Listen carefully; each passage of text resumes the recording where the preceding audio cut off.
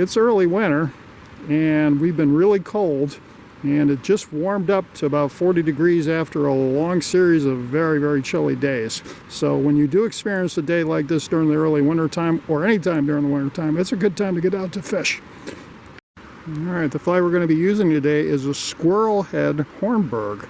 This is an old Adirondack pattern that is still very effective to this day. Trout and smallmouth bass go nuts when they look at this fly. Once this fly gets wet, it gets very streamlined and slender in shape, and it looks a lot like a minnow.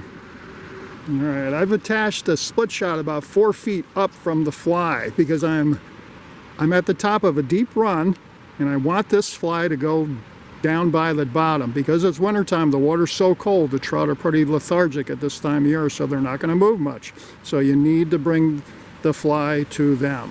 Alright, my technique is going to be to cast across the stream, let it sink, and follow it downstream.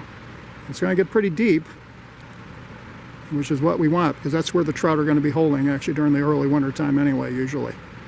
So I'm going to let it hold in the current at the end of this swing, and I'm going to do a slow retrieve and bring that fly back to me.